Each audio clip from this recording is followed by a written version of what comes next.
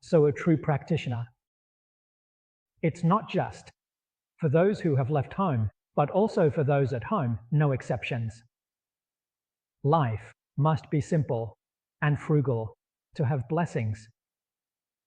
Share with all living beings.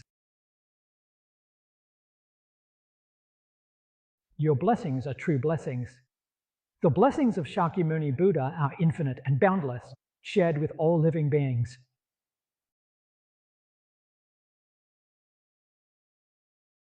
He is our good example, a good model.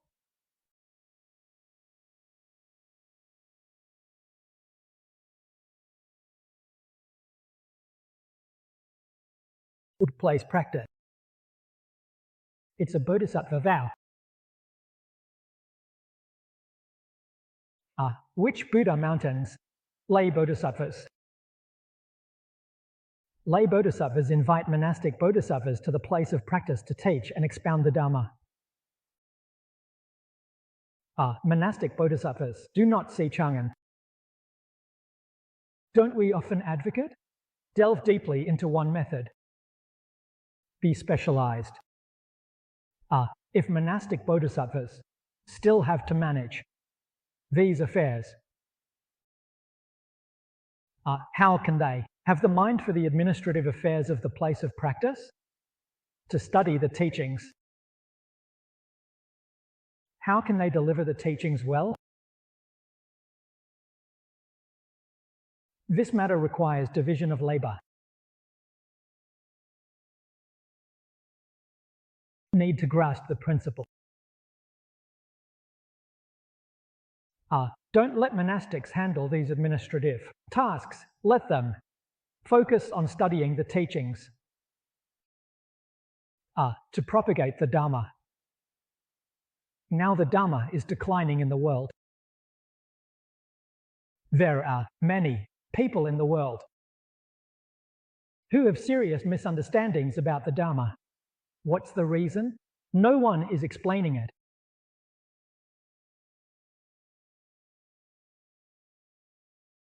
That's why misunderstandings occur. If many people were spreading the true teachings in various places, then the true Dharma would endure.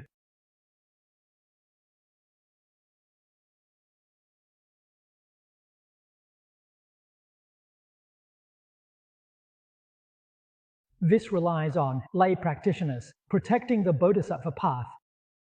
We previously spent 6 hours introducing the virtuous protector bodhisattva. I hope everyone is inspired to become a virtuous bodhisattva. You should be a true bodhisattva, not a false one, as a false bodhisattva will end up in the Avachi hell. You need to grasp the principles. Everything is for the sake of the Buddha Dharma, for all sentient beings, not for oneself.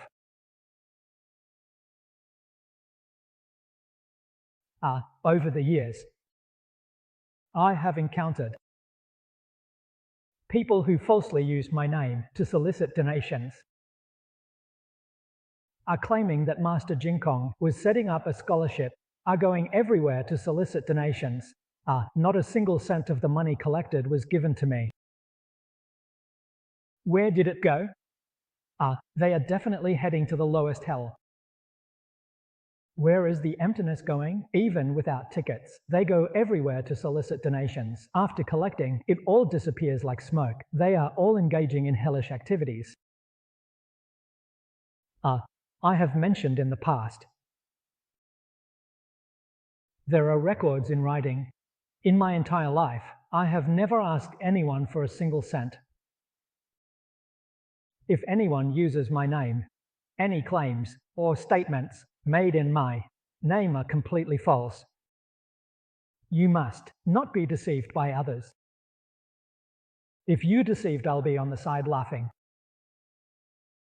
It has nothing to do with me. That person will deceive. Oh dear, if you really get deceived by them, I'm just here watching the show. Watching you commit sinful acts. There's no way to rescue. You must have your own realization. Today, if you want to do proper pre-publicity, donate to the temple's account and they'll give you a receipt. That's absolutely true.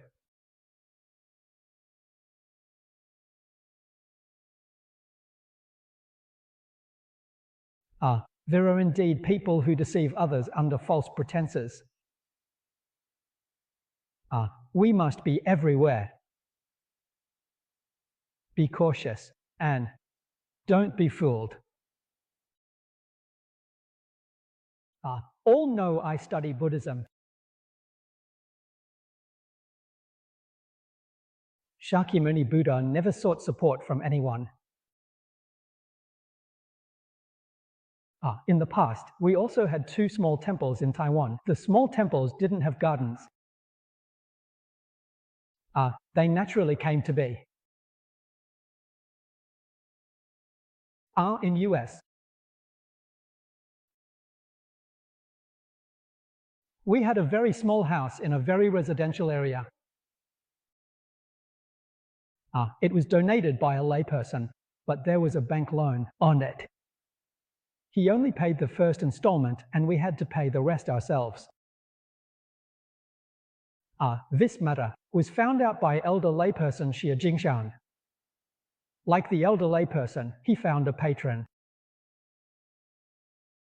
Upon hearing about our situation, he sent us $70,000 and our problem was immediately solved, so we hoped for that small temple. Later, more people found out and gradually, more money was sent to us. Slowly, this temple began to expand. It's definitely not us fundraising. And I tell all of you students, I don't fundraise on campus. Fundraising in small amounts is so difficult. Oh dear, you get a few $1,000s here, a few hundred there, and tens of thousands elsewhere. It's too hard. If I were to fundraise for someone to build a temple, I would need 20 million, and I would just find one person to donate 20 million, and I would succeed. We are grateful if just one sponsor can provide for the offering. There's no need for a whole bunch. Why make it so complicated? If the plan isn't mature, don't do it. Then you will feel free yet helpless. Let's look at how many of these old monks have struggled so hard all their lives. Fundraising everywhere for this temple, spending everywhere. It's extremely hard work. I don't do this kind of thing. I don't want a temple. No need to be present. It's fine. Once the temple is built, you chat privately. Later on, people will fight over it. With so much property, they'll fight until they are blooded. So, what about the temple? It becomes a battleground. Aren't you called Jiaozun Hospital? It's a sin you created, the karma lacks, and there's still doubt about the future generations. So, if I don't have a temple, after I die, there will be nothing, and everyone will have nothing to rely on. Really, that's good. No worries about the future. It leads to peace and quiet. Everything must follow law and be reasonable. This is my point. The inspiration I got from Shakyamuni Buddha. The lessons learned from Master Yin Guang. In Master Yin's life.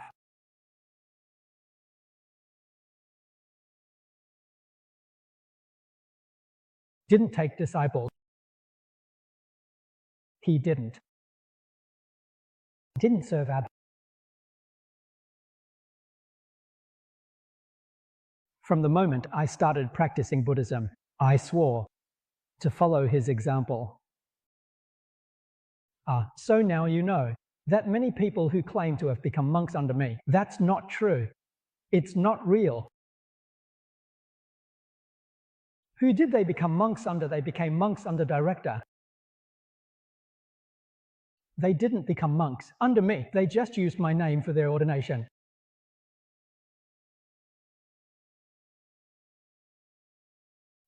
So I haven't actually taken on a monastic disciple myself. Therefore, I have a lot of respect for the monastics in our community. We are. We interact as friends, not as master and disciple, but as friends who mutually respect each other. We have made our relationship very clear. So this is about our way of living. This is true practice.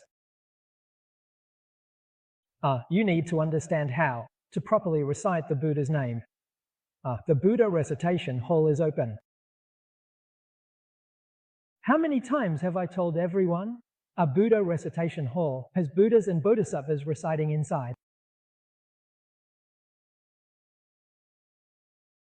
Are there demons or ghosts? There are few indeed. Why don't the Buddhas and Bodhisattvas drive the demons and ghosts out?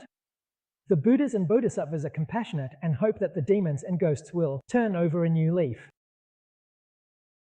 We can't just let them miss the opportunity, can we? It's better to recite than not to recite at all. The Buddhas and Bodhisattvas are compassionate, but if these demons and ghosts don't cause trouble inside, it's fine. If they cherish this for a long time, they can also be reborn and become Buddhas in the future. If their intentions are not right and they can't change, naturally, there are guardian deities who will punish them when the time comes. That's certainly fair.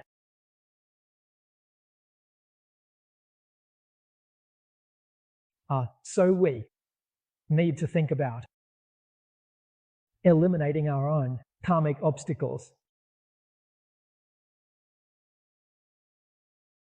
Eliminating the disasters in our own homes.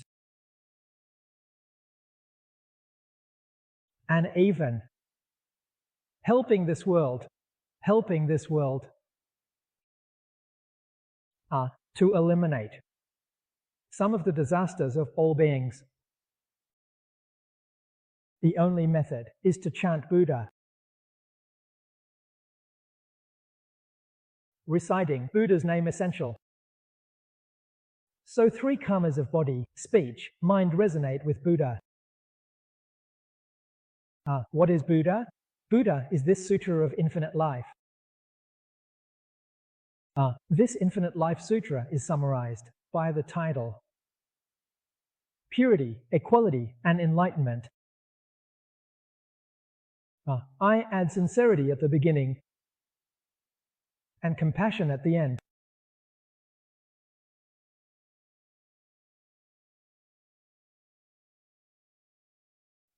These 10 words are the essence of the Infinite Life Sutra.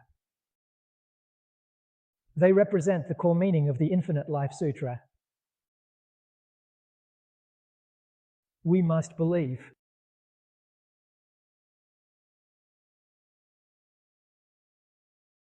that our thoughts resonate. One thought of Buddha, every thought resonates. Every thought of Buddha.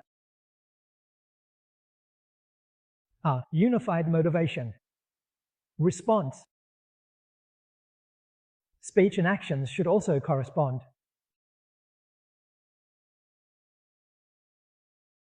This is what is called true mindfulness.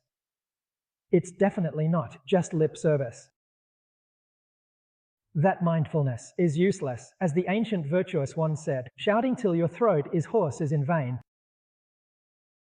Reciting Amitabha Buddha with your mouth, but in your heart, there are still rights and wrongs, selfishness and greed, anger, ignorance, and arrogance. Still thinking about doing some things that harm others for personal gain. Reciting Buddha's name like that, will the karmic result still be in the Avaji hell? These words are not mine. They are from the Qing dynasty.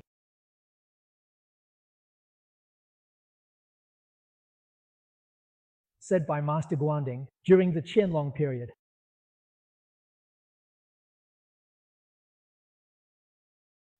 This record is in the chapter on the Great Strength Bodhisattvas, Perfect Penetration in the Surangama Sutra.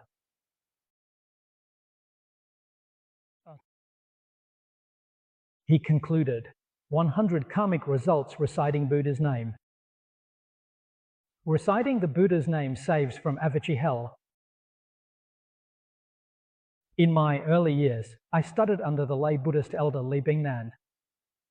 I read this book. I felt very puzzled. Reciting the Buddha's name is a good thing.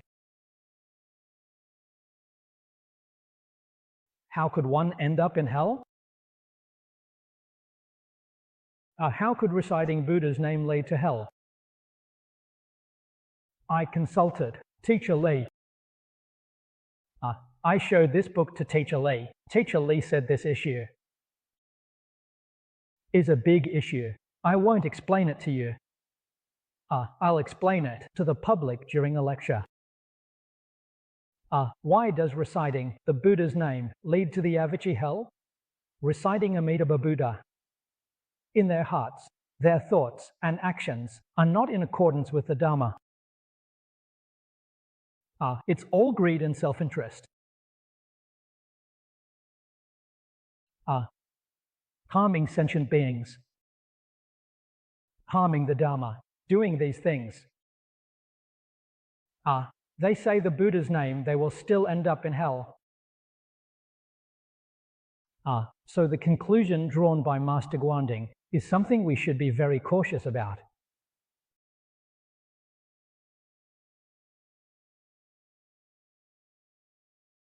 Learning Buddhism is not easy.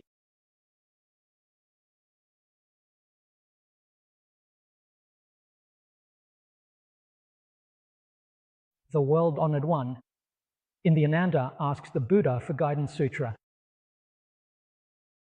The essence of this sutra.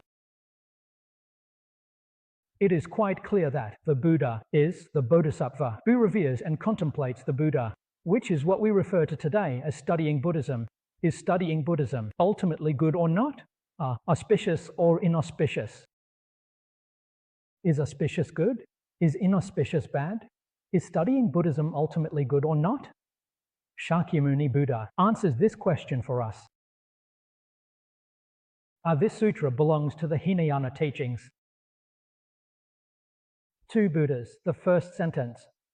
It teaches us that when studying Buddhism, you must follow a renowned teacher.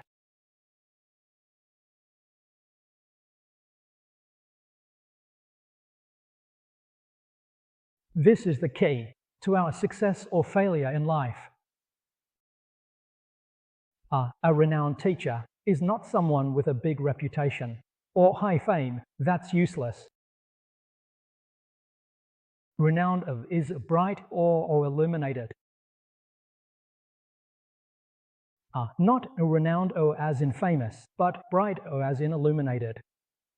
This clearly tells us you need to follow someone who is both cultivated and righteous. Learn.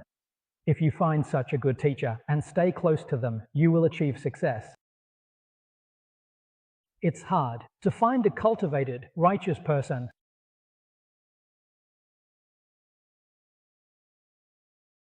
So what should we do? If you can find someone who truly practices, that's good. History. The Buddha often said in the scriptures, in the beginning, there was not a single person who understood. Can we meet a good teacher? It's not about the outside, it's about ourselves. If you have a sincere heart, you practice Buddhism, Buddhas help you. The Buddhas and Bodhisattvas will help us find someone to guide us. You will meet a good teacher. If your heart is not sincere, you won't meet a good teacher. Even if you meet one, you won't believe or accept their teachings. Meeting them would be the same as not meeting them.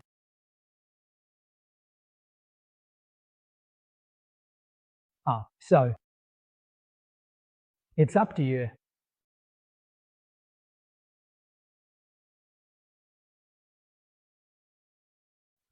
When I study Buddhism, I often say, I'm very fortunate. I didn't take any detours. I only got close to 2 teachers. The first was Master Janjia. I was with him for 3 years. The elder, he passed away peacefully. Later, I met the elder layman Li Bingnan. I was with him for 10 years.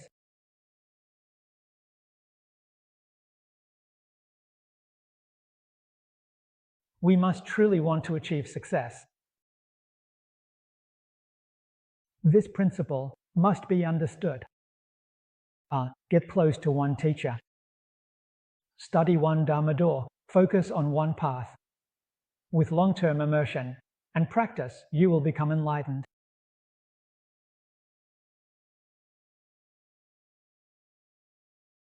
How could your efforts not be effective?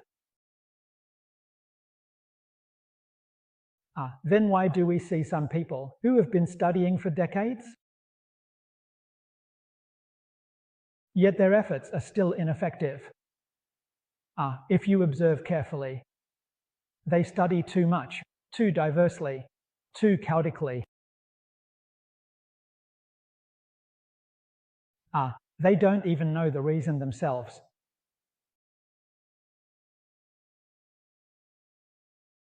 But such a rare opportunity is hard to come by in this era.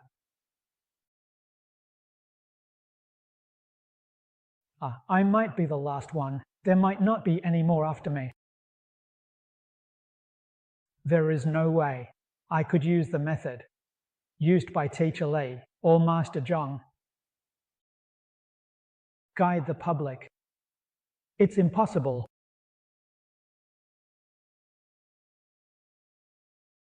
Modern people don't believe. There's no way around it. I don't know either. Born in a troubled era. I left my parents at an early age. Didn't complete my school education. No one told me. I approached these wise teachers, and they provided me with these teachings and conditions. I accepted it all in a muddled way.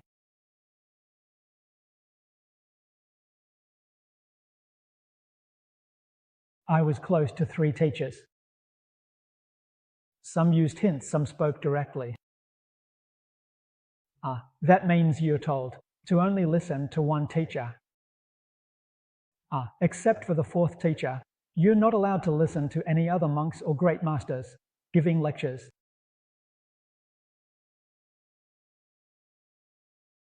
That's the first condition. The second condition is about reading books, whether Buddhist or worldly books. You can't read them without the teacher's permission. Look at how harsh these conditions are. If I were to use these conditions to discipline people today, everyone would abandon me. Everyone would definitely turn around and scold me, saying, "Who do you think you are?" Arrogant and self-important. Looking down on others, people would definitely scold me like that. This method doesn't work anymore. It's completely obsolete. Achieving success in our lifetime is extremely difficult. Without using this method, you definitely can't achieve success. So if you want to succeed, you must learn from a single authoritative source. In the Buddha showed a demo using sadhana as a representation of a seeker of the Dharma. The student who is his teacher, Manjushri Bodhisattva, listens to one person.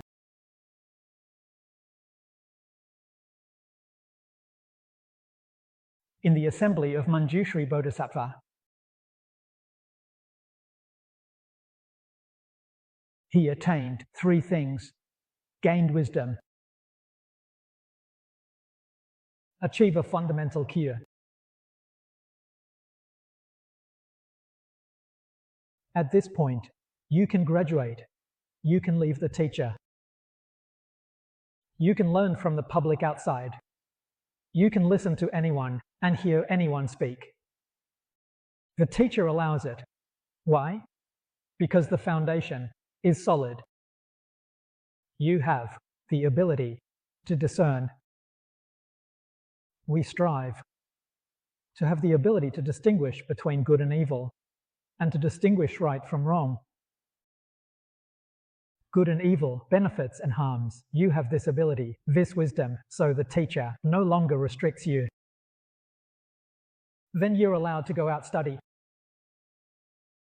Siddhartha achieved this skill under the guidance of Manjushri Bodhisattva. Only then did he have the conditions to go out and study the 53 Zen practices. If you don't have this ability, you cannot leave the teacher's side even for a step.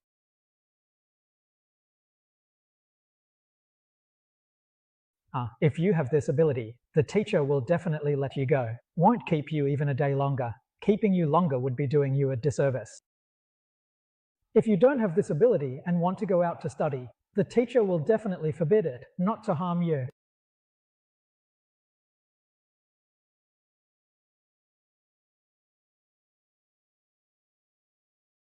The teacher's kindness surpasses that of parents.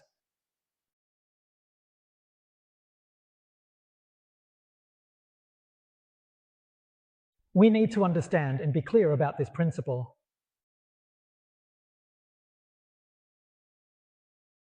So what should we do in this era? We know it's already gone.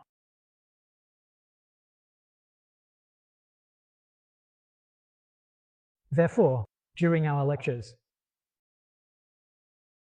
in the teaching process, I often advise students to find ways themselves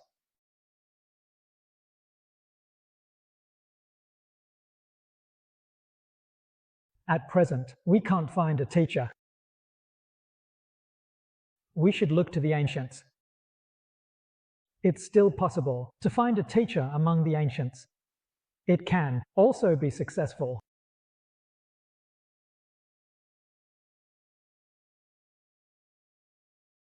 So, who was the first ancient person to study in China? It was Mencius.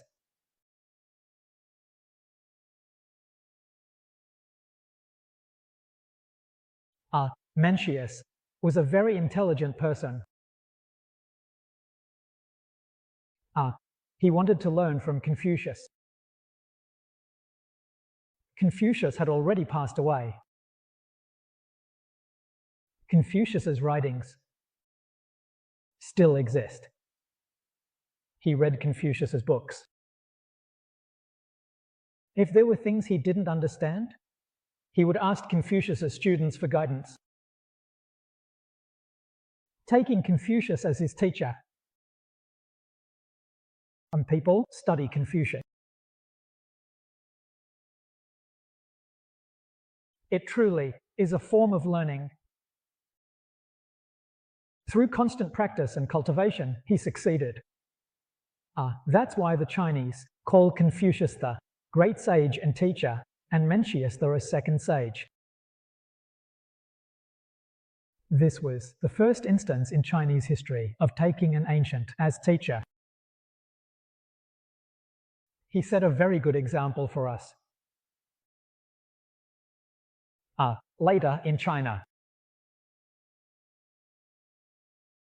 taking the ancients as teachers achieved brilliant accomplishments. So in Chinese history, like Sima Qian of the Han Dynasty, when you mention him, there's no one who doesn't know. Who was Sima Qian's teacher?